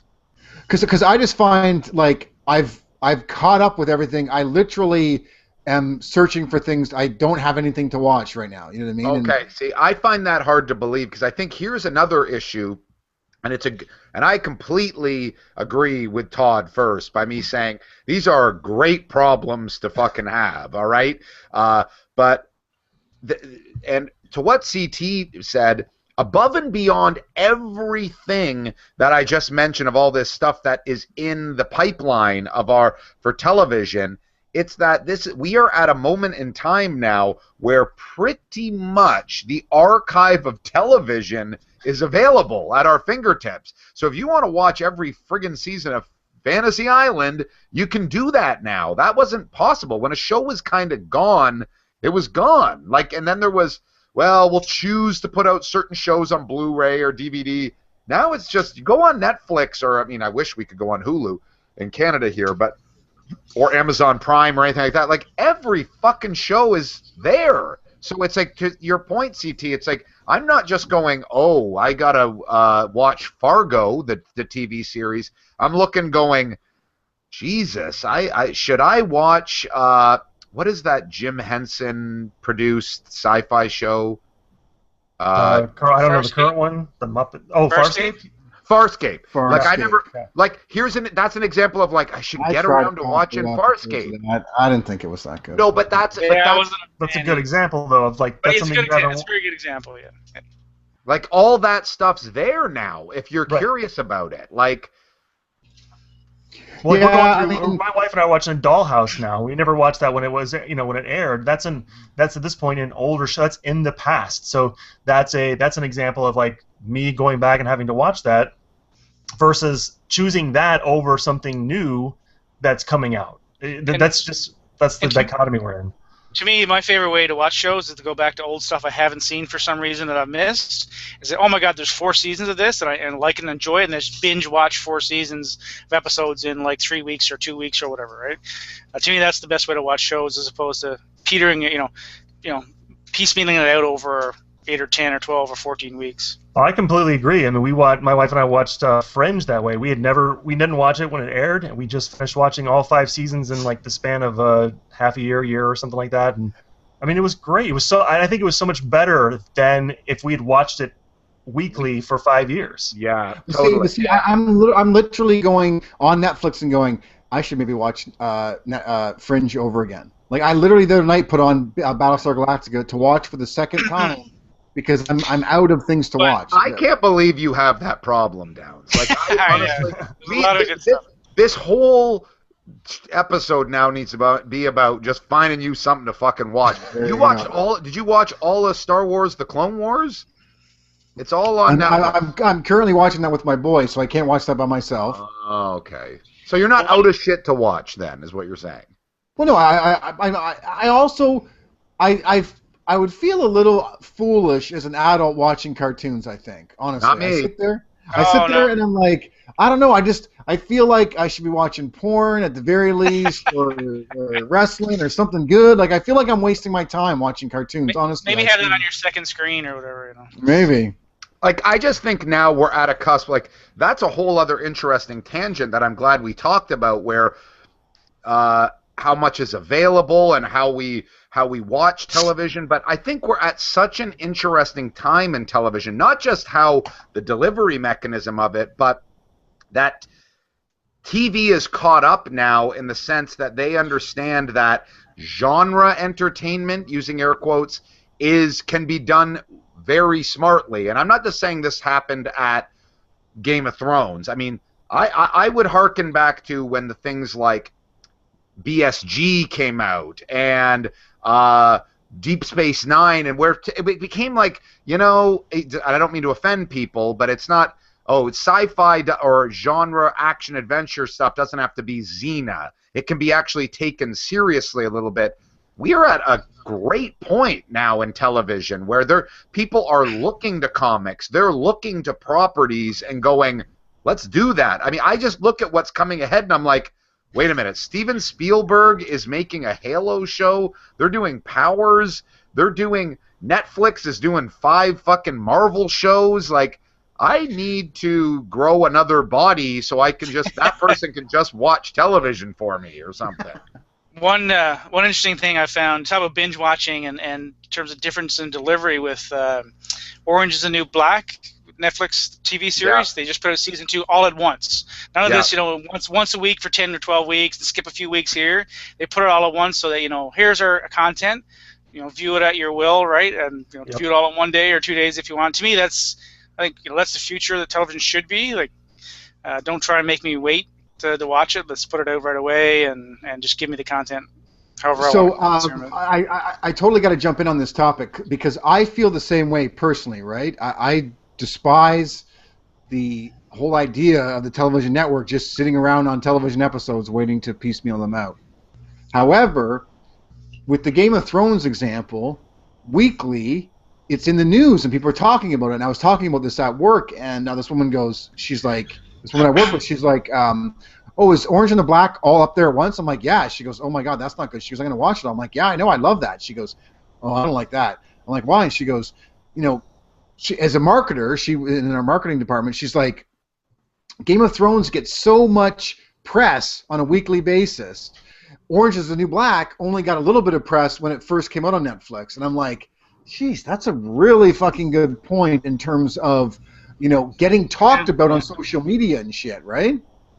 Yeah, that was an interesting point. That's true. I think maybe kind of related to that, and something I want to piggyback on what DJ was saying is something like Game of Thrones or Breaking Bad or a lot of these like Sunday night shows like Mad Men and all those, like those are the ones people are talking about, but there are, like, you don't see a lot of people on, or maybe there are people talking about, but there's like all these other shows that are on people aren't talking about. They're still on a weekly basis. Like if Orange is the New Black was on every week, would that get the same kind of conversation that a Game of Thrones would? I don't know. I mean, I don't know the answer to that. But there's certainly a level of quality, and DJ was certainly referring to that. I mean, BSG and Lost and these things came along, and they took genre seriously.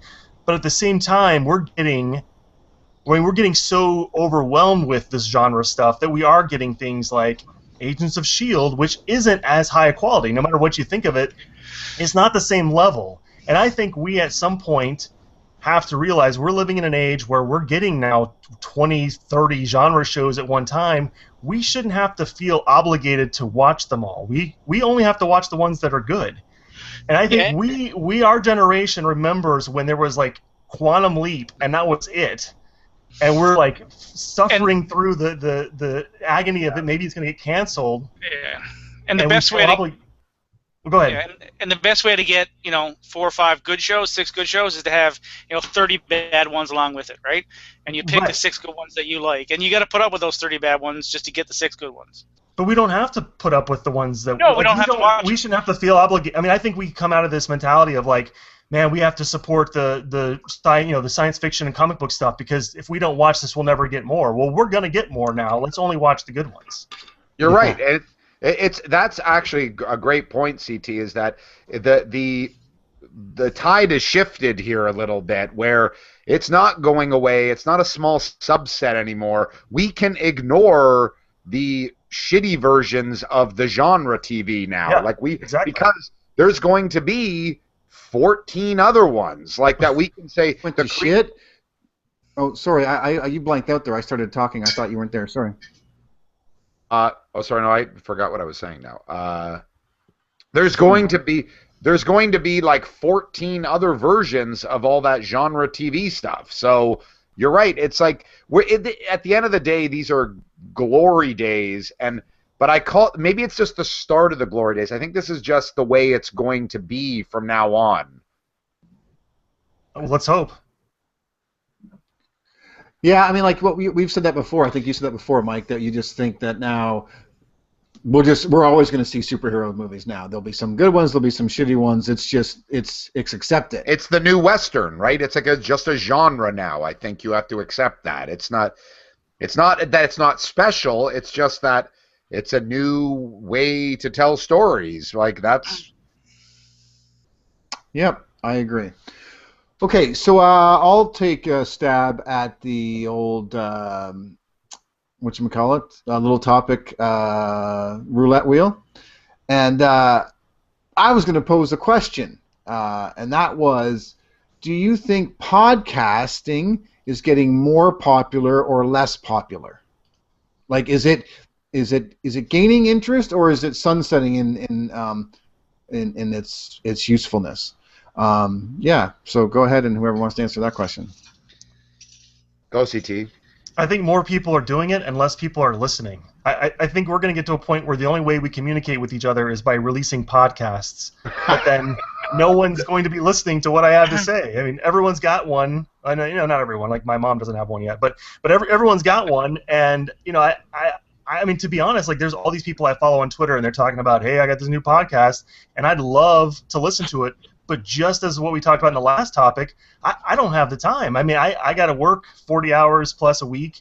I got family. I got to sleep somewhere in there, and I got to watch all these shows that DJ's talking about. I can't listen to all these podcasts. I can't even listen. To be honest, I can't listen to everything that's in our own network. I would say the audience is growing for podcasting, Downs. I think to answer that for sure, there are podcasts that have stated, like the Chris Hardwick's The Nerdist, Mark Maron's WTF. They're pulling in 1 million plus downloads per episode, right? Like they are significant they're significant programming now. Like they're getting big advertisers. I mean, Tom Cruise is doing fucking interviews on The Nerdist. I mean, that kind of drives me crazy. But anyways, I think the audience has expanded, but to CT's point, the way podcasting still works, the shows have expanded. So the ability for your show to get listened to is even more difficult. I think despite the fact that there's more, I don't want to say eyeballs, that there's more ears available, I think that it's so fragmented to a point that there's I mean, there's 9 shows just in our network. I mean, alone, there's probably thousands of, there's hundreds of thousands of shows to my knowledge now. So I don't know. I mean, it's a hard thing to dip your toe into. Yeah, I think, from my point of view, I've listened to more and more podcasts, as the years went on, and there's more and more choice too. So to DJ's point, I think there's a lot more, there's a lot more people, and to CT's point, there's a lot more content out there. I think the content is harder to sift through as a podcast listener in terms of finding stuff that's good, which makes it a bit frustrating, which may be a barrier to more people sort of being a regular consumer. But I think, for most people, it's an untapped resource in the sense of there's a lot of really good information out there in podcasts, and the Atomic Geeks being the best example of that. So I think it has the potential to be much better. I just don't think it has really had the media attention or the attention on the internet that for mass consumption, right? I mean, everyone knows what YouTube is. You tell someone what a podcast is, they're like, what? So I don't think I think there's a big potential out there. Just that it hasn't really, for whatever reason, social-wise or media-wise, hasn't really happened. Do any of you guys listen to non-genre podcasts, like non-sci-fi movie discussion shows, or like any other like career-oriented ones or advice ones or anything? Yeah, I listen to a podcast called Career Tools, Manager Tools. I listen to survivalist podcasts and disaster preparedness podcasts. I listen to Roman history podcasts. So, yeah, a lot of different sort of wide-ranging genres. Yeah, my opinion on podcasts is I find that it seems to be there's a lot of famous kind of people getting into podcasting. Like there's a lot of wrestlers getting into podcasts lately. You know what I mean? And so it's like, if you're some sort of mild celebrity or something, you can easily jump into podcasts and you have a baked-in audience almost. You know what I mean? Like, literally, Stone Cold did a podcast. Stone Cold Steve Austin, and then Taz did a podcast, and like they're immediately getting hundreds of thousands of downloads because they're these kind of characters who people want to hear from. You know what I mean? It's that kind of behind-the-scenes thing, and I think podcasting for these people was a easy way to do that, right? To tell their stories and to get on there and have friends on. You know what I mean? Like, I would think rock stars would be a good also users of podcasts. You know what I mean? Or contributor to podcasts, right? Because it's people who you want to hear tell stories, right? And so I find it interesting that there seems to a lot of them recently, and they're getting like tons of accolades over it. I'm like, fuck, we've been doing this for years. You know what I mean? Right. Well, I think the thing about podcasting now, and I mean, time out just for 1 second. I hope you guys didn't mention this already. I'm sorry, I had to just run upstairs. Okay, I'm going to go again.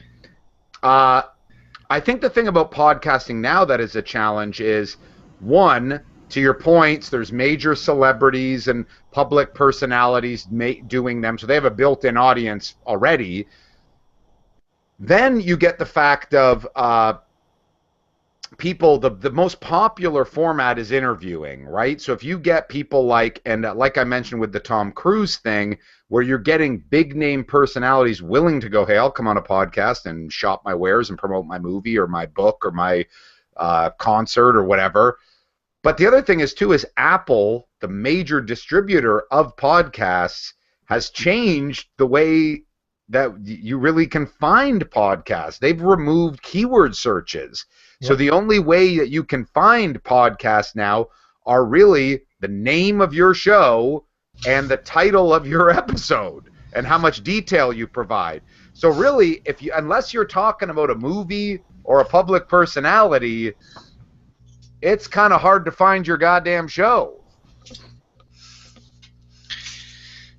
Yeah, and we've seen that on Nerd Lunch, well, and even on Pod James Pod, where like certain movies that we'll cover on Pod James Pod will get massive amount of downloads. Well, I mean, massive, like 5, compared to like, compared to like 4.5. Like 1 with Man with the Golden Gun or whatever. So there's definitely that aspect of like people are searching for certain things more than other things. Or Nerd Lunch is a better example. We just did that big Batman show recently, and that has gotten a ton more downloads than when we're just talking about stupid stuff. It's definitely definitely still like more about the topic as far as downloads. My own philosophy at this point is I don't do. I mean, we struggle with this under lunch. I try not to worry about download numbers and who's listening. And I mean, I'm glad people are. I love that people are.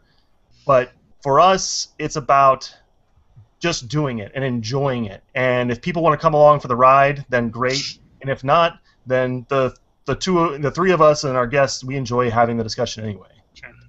And that's I think been the philosophy with the Atomic Geeks. Like you can really drive yourself crazy worrying about listeners, and we all know that we have some. But it's the fun conversation that we're having here, whether it's me, Christian, whether it was Bloom, whether it was Dury, or whether it was any of you guys that have joined us.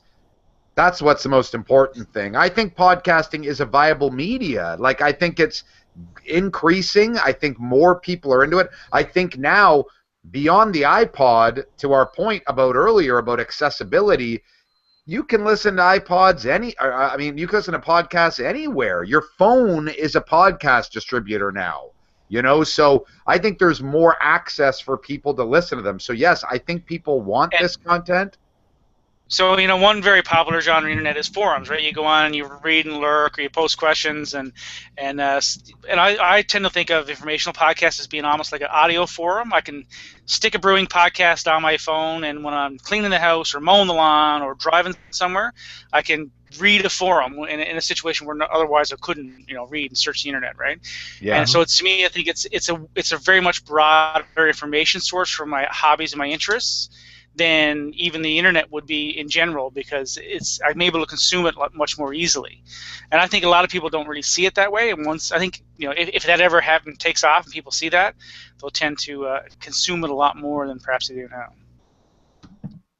Yeah, I think whoever said that kind of back in the beginning that, I don't think podcasts don't have a bad rap, or like, you can't say podcast like you can say YouTube and people know what you're talking about, right? Like, when I say I do a podcast, you're like, what the fuck are you talking about? And only people who know what a podcast is, to CT's point, is other podcasters, right? So there's definitely a PR problem with the whole podcasting industry, that's for sure. I work at a magazine. I've been pitching the idea of doing a story on podcasts for 4 or 5 years, and I just get blank stares from the editor. Like, You talk about the PR thing. I probably would never have started to become a podcast user if it wasn't for Atomic Geeks, because I knew Mike, 5 years ago, and a little over 5 years ago when they started the Atomic Geeks. I was like, what's this podcasting thing? Holy shit! There's all this information I can actually get for free and listen to, and so that's where I started. And if Mike had never started Atomic Geeks, I probably never would have. Probably never would have got that bug. And I think it's interesting, right? Is that, and I don't mean to speak ill here, but like half of the Atomic Geeks don't even make a podcast and don't even listen to them. Like Downs and Bloom never listen to podcasts. It's true. I don't feel any shame. I do not have time in my day to listen to a podcast. You know what I mean? Like, to see T's point, I do this for the conversation and that part of it.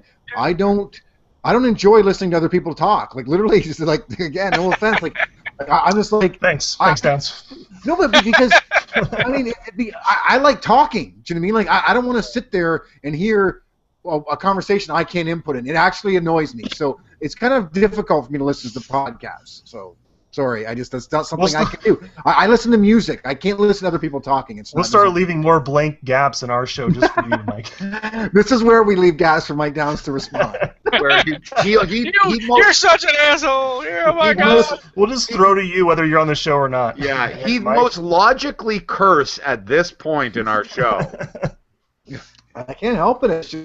I listen to music. You know what I mean? If I'm anywhere and I've got time to listen to something, it's not people talking. It's just not. And if to counter what Todd says about learning things, YouTube is that resource for me. I literally cannot tie a double wins or not, and every month when I go to my lodge meetings, have to look up the same freaking video to tell me how to do a double wins or lot over and over again because I can't memorize it. See, I think what this Little Topics has really demonstrated in a whole bunch of different ways is I like the way we all consume information and content and our interests and whatever, right? Like I agree with CT. I would love to hear everybody's podcast. I mean, I see people in my Facebook feed, and everyone that follows you on Twitter says episode 7 of the Glunky Geeko show. Like, it's like I can't. I love that one, by the way. That one's really good.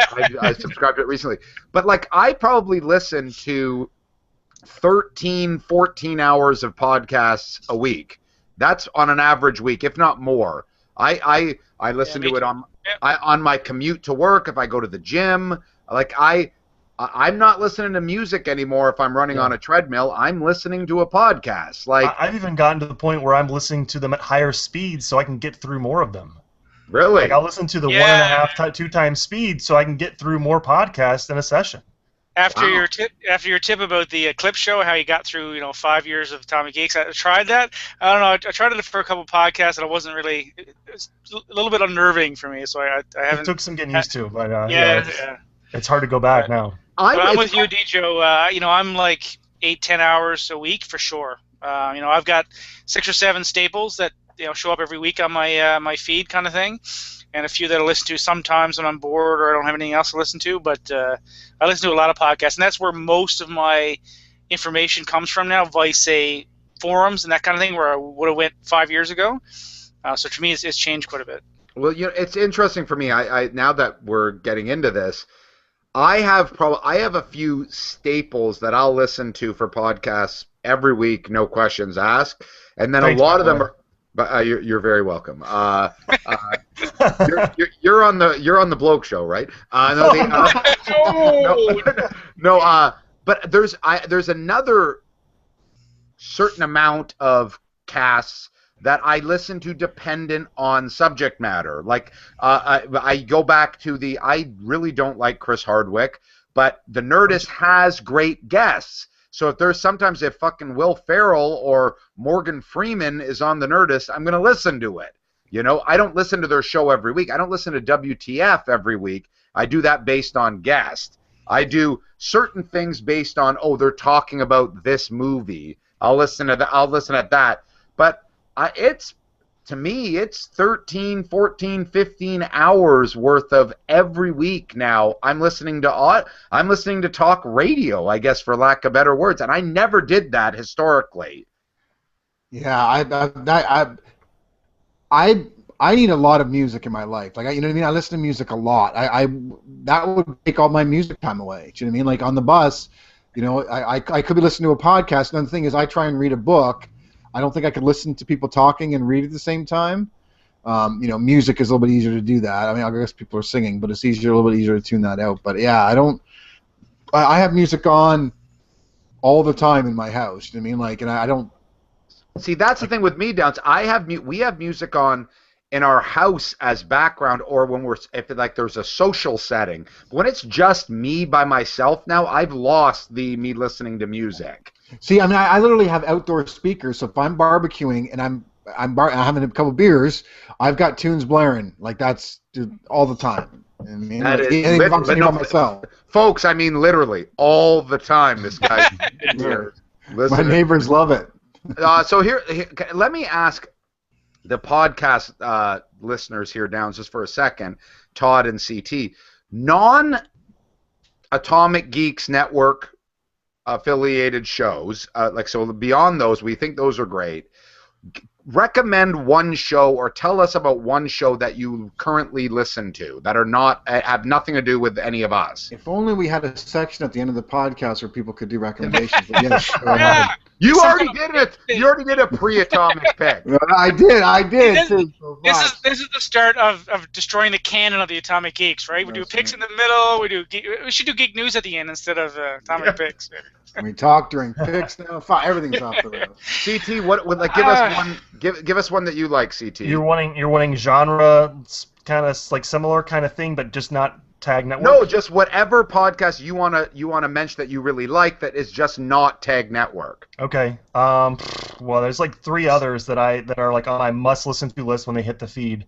Okay. The Nosh Show, which is a food junk food, snack food discussion one. It's 4 guys talking about food, very similar to another one, and that's only every other week. Then Pod Stallions, it's the Plaid Stallions guys, and then Improvised Star Trek, which is actually a great example of a non-discussion podcast. They do like these little 20 to 30 minute episodes of Star Trek that they improvise, and they do that every 2 weeks. Oh, that's hilarious. Okay, Todd, give us a one or two that you love that are. Well, as you know, me and Mike are big brewers, so one I listen to pretty religiously is Basic Brewing Radio. It's a former radio broadcaster, he turned home brewer. He's a pretty good show. Some shows I'll skip through, like CT said, like they're not really related to or not really interested or whatever. I'll skip those, but pretty much every week I listen to that one. And also I listen to one for either comedic effect. It's I started out as a reference from or a referral from another podcast. It's called the Preparedness Podcast. It's by these redneck in a bunker against the American government, ready for the Armageddon guys in the U.S. They're pretty funny about all the conspiracy theories and stuff. They're not trying to be funny. They actually believe this stuff, but they're actually funny to listen to in terms of, Obama's going to come get us, and make sure you get lots of ammo, and here bulkammo.com is our sponsor. And oh, my God. You think that's funny that you're listening to it, but the government is totally tracking everything that you do because probably, of it. Yeah. Somebody's going to knock on my door one day. Sorry, we need to confiscate all your podcasts and all your weapons. Well, I'll just throw out one. Is one of the ones that I currently love is called the Star Wars Minute, and this is 2 guys, and they're joined by a guest every week. It's a daily podcast, 5 days a week, and they go through and watch the Star Wars movies 1 minute at a time, and each episode is devoted to a minute. So they're currently on Empire Strikes Back, and they're at like minute 106. So they do they do about 20 minutes. Oh my goodness! 5 days a week on. It is hilarious, and they can tangent and discuss, and they give out trivia. It is fantastic. It's 2 guys, like I mentioned, for 5 days. They're joined by a guest, and they've had comedian Doug Benson. They've had one of the writers from IO9.com. They have comedians, whatever, join them for a week, and they talk about this. And for a week, you mean for like 5 minutes? Though, for right? 5 days. No, 5 days. So they do. But it's only 5 minutes. They've only watched a minute of the movie. They watch episode 101, and they have a 20-minute conversation about that 1 minute. But so do they have different change of clothes the next day, or do they must record it all at one time? I think they record one at a time, and they do 5 separate episodes for a week, and they do 5 minutes with one guest, and they deliver them 5 days a week. It is a great podcast, and even if you're not a huge Star Wars nerd, it's just very funny, I gotta say. So anyways, so Downs, back to you. Time out. How long have we been going here now? A while. Yeah, should we just go to Atomic Picks, I'd say? We've all done a bunch of... Because it would be too long if we went a whole way around and did another one. I don't have another one. If anyone has another good one, my other one would probably take us over, so we don't... Yeah, my other one is pretty well related to the first one, and we kind of ran over into it anyway, so... Yeah, let's just do the Atomic Picks. That's fine. There's 4 of us. It's going to take 15 minutes to get through that, so... Especially with comments and etiquette. Yeah. Okay, so that's probably going to do it for tonight's little topics, I guess. We all kind of had a little one. That last one kind of lasted a little bit longer, too. So why don't we move into our Atomic Picks? Let me start with, UCT. Okay, a couple real quick. All that TV watching that I've been doing, I have been watching on Netflix the 3rd season of Luther. And Dads, I don't know if you've seen the show Luther. I know you're a big BBC fan. Love that. Love Luther. Yes. Have you seen the 3rd season yet? Yes. Oh, yes, I have. Yeah. So actually, I have not finished it. I've got just a little bit left of the last one. Oh my God! I can't believe it. Guess what happens? Spoilers. Anyways, Idris Elba is the star of this, and I'm not usually into these kinds of shows. Like, it's not very, it's not sci-fi, it's not fantasy, it's just a cop drama show. But Idris Elba's really good, and the intrigue is well done, and it's got this like mystery and all that stuff. So Luther, Atomic Pick. There's not that many episodes. I think total of 14 because it's BBC, so they'll do like 6 or 4 episodes a season. And then you want to know why it's so good though? Not to interrupt, because today Idris Elba is canceling the apocalypse. That's right. Sorry, I haven't got to do that in a while, so I wanted to do that. The only good impersonation Downs can do. We're going to be gone for a couple of months, so we had to throw that out again. I did. Come on. I don't know when I have to do it again for a while. Very nice. Very nice. I'll have to save that for the next Clips episode. All right. And then I watched a movie just last night, actually, called About Time. This is directed and written by Richard Curtis, who's probably best known for Love Actually. He wrote and directed that. And this is about this guy who he's a member. This family. All the males in this family have the ability to travel through time, and so it's got this little funny thing going on. It's a romantic story, and this guy can travel back to really any point in his life, and little wacky antics ensue. And Rachel McAdams is in it, Bill Nighy is in it, and it turned out to be a surprisingly great movie. So that's my other Atomic Pick. Is that on Netflix, by the way? Well, I got it through the disc rental. I know you guys don't do the discs up in Canada, but we can do that here. I forgot they still even do that at Netflix as a business. Who are the losers who work in that part of the business, right? The rest of the company is all streaming. And there's like 5 guys. Yeah. Just waiting to get laid off at any moment, right? Well, I like it because it really opens up the access. Like I would not have been able to see this movie, or I was watching through other shows that aren't on instant, and so I like. Actually, you know what? They probably brought in all the top blockbuster minds to head up that Netflix ex-blockbuster. This media distribution system is not dead yet. Damn it! Yeah, what's his name? Jack Blockbuster Video. He's running that division. I'm not complaining. I like that they still do it. Yes, no, physical medium is not dead. Thank you for proving that, and having transport trucks drive that shit across the country and ruin the roads and consume fossil fuels and pollute the environment. Let's just keep doing that. There's another little topic, I guess. We're saving the lives of electrons. We're saving electrons. Yeah, whatever. I'll go next. I was trying to think, what do I have for an Atomic Pick? And then I realized, oh my God, I saw X-Men Days of Future Past. And I'm going to have to echo pretty much everything Mike DiGiovanni said, although last week I had to ignore what he said and take my headphones off. I got to hear what he said when I edited the podcast this week, which I'd already seen the movie for. So, yes, fucking kick-ass movie. Like, in this day and age that we see a company bridge a gap with 2 different fucking casts, this is everything Star Trek Generations promised to be but never was. Fucking X-Men Days of Future Past is awesome. I was like, I don't have anything wrong with it, and this guy I work with is like, oh, what about this? Wolverine has this, and Charles Xavier's there, and I'm like, seriously? In a movie about time traveling, fucking jumping around, you're worried about canon? Like, that's fucking stupid. I thought when I watched this movie, everything was fucking pretty awesome. Oh, and I will totally echo what DJO said about Quicksilver, man. That kid was fucking awesome in this movie. So again, I definitely was glad that I took the time to see this movie in the movie theater. I thought it was pretty good. Oh, and I also have reminds me, an Atomic Geek rebuttal, I guess, because I believe I mentioned this episode about a week or 2 ago that I thought the second Amazing Spider-Man was no good, and I shut it off. I did force myself to go back and watch it. There wasn't much on TV again, so I was like, let me just try and put that on again. And while it did start out pretty slow, I gotta say this movie was pretty goddamn good too. Yeah, Rhino's in it. I don't want to give any little spoiler knock here. You know what I mean? But he's really only in it in the end. It's mostly about Electro and then a little bit of the. I'm not sure if he's going to be the Green Goblin or Hobgoblin, but one of the goblins. I thought the pacing was fun. I didn't think it was overloaded with superheroes, as a matter of fact. And I thought, and I will say it once, and I will say it again, I think Andrew Garfield as the smart-ass Spider-Man is the best fucking film Spider-Man we've seen, as a matter of fact. So all the people who don't like that, I say fuck you. I'll watch that, and I'll watch Superman, and I'll fucking be by myself. So over to you, Michael DiGiovanni.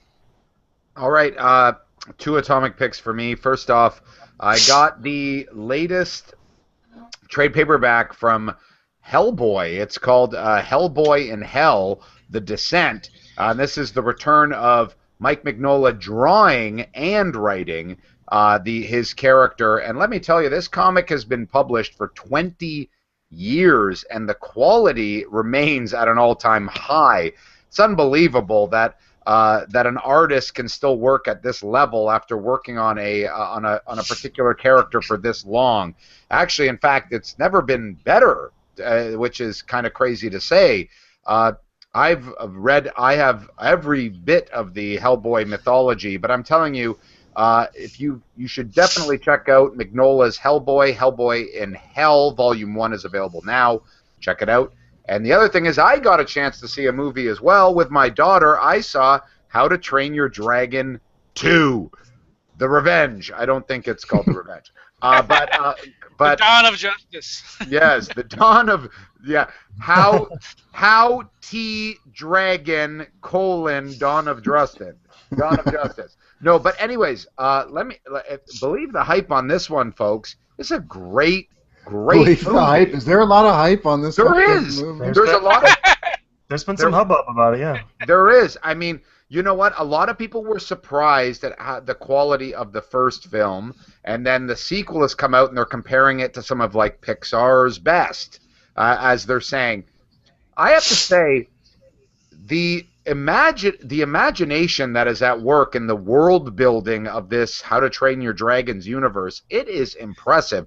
I got to tell you, whether you're a kid or a 40-year-old man who's a giant geek that does a podcast, like, you will look at this and go, this is pretty goddamn cool. I mean, the visuals are great, the voice work is really stupendous, but the character design, the dragons, the mythology that they've created in this world, it is fantastic. If I was like a 9-year-old, my brain would fucking melt. I mean, it is really, really good stuff. I say, if you are a parent, if you are a geek dad, bring your kids. But let me tell you, you're going to like it. It's good. How to Train Your Dragon, Part 2. Awesome. I'm always looking for things to do with my children to take me away from actually spending real time with them. Someplace I can go to after their children are born, right? That's right. Mr. Anstey, do you have any atomic picks? Well, my lawyers tell me I shouldn't have pushed for 3 episodes. I only have 2, so in the settlement. So I only have 37 atomic picks tonight. Actually, no, I only have 2. So I mentioned a little bit earlier, so it's a little bit of a spoiler atomic pick, but Orange is the New Black. I binge watched the all 12 or 13 episodes, or whatever it was, for the second season. Great show. I love the fact that they issued it all at once, so that you could again consume it like you wanted. Good character development, good story development. I thought it was quite excellent. Good little bit of show. The comparison I read about was that it's sort of Weeds meets Oz. Pretty good, concise description of the show. If you haven't seen it, definitely worth checking out. There's 2 seasons right now, sort of 20 or 25 episodes. So that's my first pick. My second sort of atomic, not really pan, but sort of meh, is Californication, the last season, season 7. This was a show that actually the Atomic Geeks turned me on to, 4, 5, 6 years ago. And I would have thought that there would have been more closure so far this season. There's still a couple episodes left, so there's still a bit maybe storyline to come out. But I'm disappointed that they didn't sort of close off Hank's, not sort of starting to close off Hank Moody's character more than they have been so far with Californication. So I'm worried where they're going with it, and where they're not going to give me the sort of closure on the story that I hope for. I'll tell you, just on the Californication, I watched the first episode or 2 of this season, and I just felt kind of bored with the whole show. And I mean, not surprising, it's the final season. It's just, it's how many seasons do you watch this David Duchovny fuck chicks and screw up his life? The thing about this season is, and that's one of the great, one of the fun sort of, visceral sort of parts about the show. You sort of, the guilty pleasure is watching this guy fuck his way around Hollywood, right?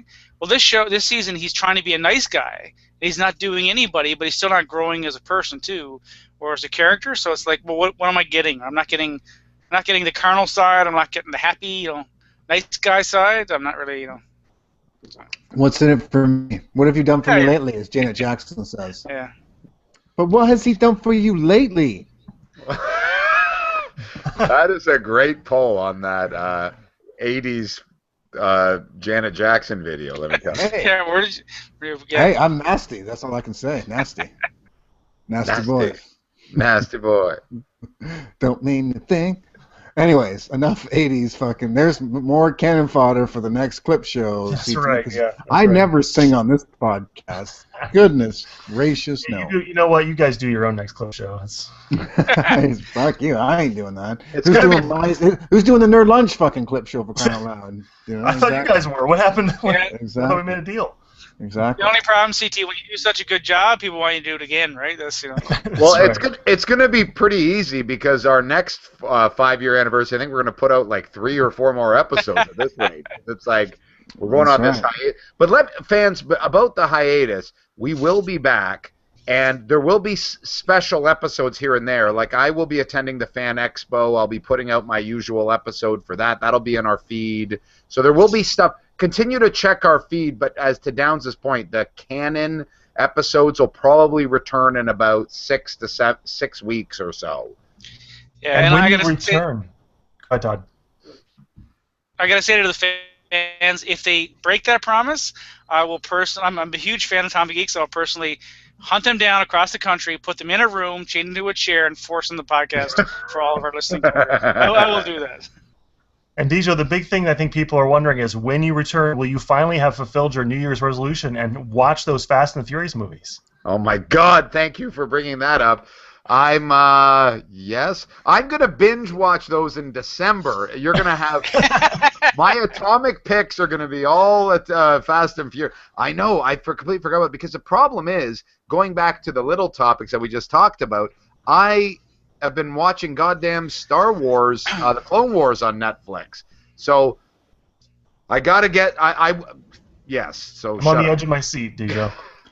Okay, I don't want to go off on a total tangent, but so I'm watching the Clone Wars, and it's the one with Ahsoka, and it's a TV show. Huge tangent right now. Which, am I in the right version? So the episode I just watched. Funny enough, I watched an episode without my boy, the one where they go to Grievous's lair. That fucking is an awesome episode.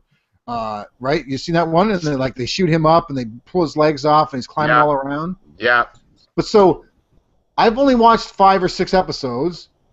So you have not seen all of it. Then I can safely say that. No, but there's two fucking fuck you. There's 2 different Clone Wars things. Is there something before what I'm watching, or is there something after? There was a movie that was even theatrically released that I guess takes place on Tatooine and deals with Jabba and his daughter and all that It's stuff. terrible. Apparently it's horrible, but then the show is after that, and it's what winds up being pretty good. I haven't watched all of it either, but yeah, it's on Netflix. There's 5 or 6 seasons of the CGI animated show. Ignore the Clone Wars movie. To CT's point. Okay, So so that was my question for those listening. Yeah. It's the episodic TV show that you want to get. The episodic not TV show, it's like 5. I think it's 5 seasons. Yeah, I mean, I watched the first 2, maybe 3 seasons. So I watched with my son too, and it was good. I mean, some shows are better. Obviously, episodes are better than others, but overall, it's good Star Wars universe storylines, right? It's good. Yeah. And not to say I told you so, but literally watching this now that my boy's starting to get into Star Wars, he's like, we're watching it, and he's like, so where is Princess Leia in this show? And I'm like, oh, not here yet. He's like, who's the girl with the hair on the buns with the hair? I'm like, Yeah. I'm like, she's not in this episode. He's like, okay, where's Darth Vader? And I'm like, well, one of the people on the show is going to eventually become Darth Vader. He's like, really? Who? And I go, well, I can't tell you that. You got to watch the show to find out. It's just, I've mentioned this before about the disservice that George Lucas has done by, the way that story this has unfolded. It's difficult to introduce a kid to this fucking world. You know what I mean? Well, see, okay. I mean, here was my approach. I had the exact same problem. So this is like 4 years ago. Chris was like 8, right? Started watching the show, and he watched the episode 4, maybe 5, 6 with me, but really didn't see the first 3. So what I said, okay, you're confused. We're gonna go back and watch all 6 movies together, so you understand the whole story. Now here's how Clone Wars fits in the middle. Yeah. Right. You started at episode 1, right? Yes, episode 1. Yeah. And I debated whether 4, 5, 6, 1, 2, 3, or 1, 2, 3, 4, 5, 6 was the best order, but I decided that, maybe it turned out bad because for his point of view, my God, episode 4 looks like shit. Yeah. Because he's so used to the visual, like it's what is this crap, right? But from a story point of view, I think it made more sense. Yeah. I like how we're taking a hiatus and we've decided to basically do 7 shows. Well, it's like the Star Wars Minute. We're recording. That's exactly. We 5 episodes tonight. We should every episode have a Star Wars conversation at the end. That would be fucking awesome. Yeah, maybe. Star Wars Minute recorded, and that's a separate podcast, right? Yeah, there you go. Okay, so DJ's knocking his mic around over there. Things are getting out of control. It is time for the Atomic Geek Summer Vacation. We will see you fans all soon. Big ups and thanks to CT and Todd Anstey for stepping in tonight. When we weren't sure if Michael was going to make it. And obviously, again, another big, huge congratulations to the DiGiovanni family for their newest edition. Thank you. I am Mike DiGiovanni. I am not Mike DiGiovanni. I am Mike Downs. We all wish to be Mike DiGiovanni. You wish you could be me, yeah. How much have I had to drink?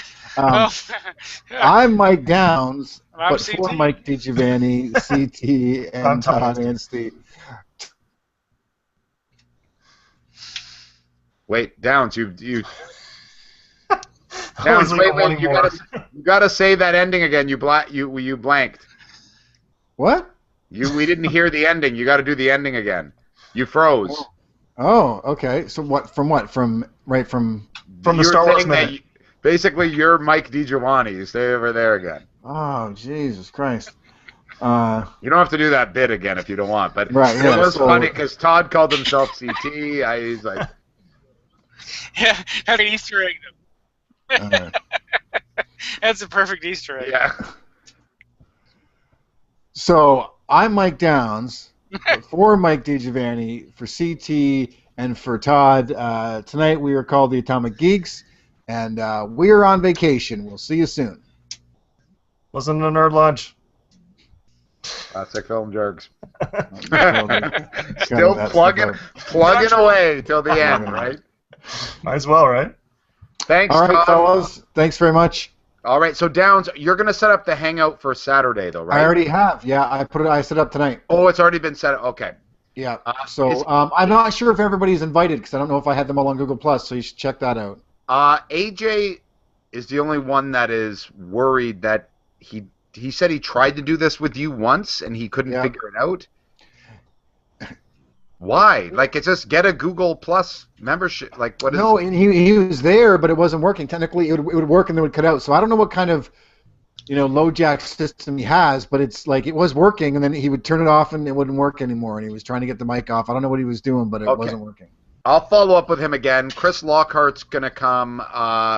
Pax, Jeej are coming, right? CT. Jeej is. Pax, I think, is like 90%. 90%. Bloom is hosting. He's got a really good, fun game idea. Alabama Dog's there. Alabama Dog. Jeff Brown is coming. Bloom is doing board games, Downs. Yeah, I heard. It's going to be good. It's good. He's all we have to do is show up and just answer the questions, basically. So awesome. It's going to be late.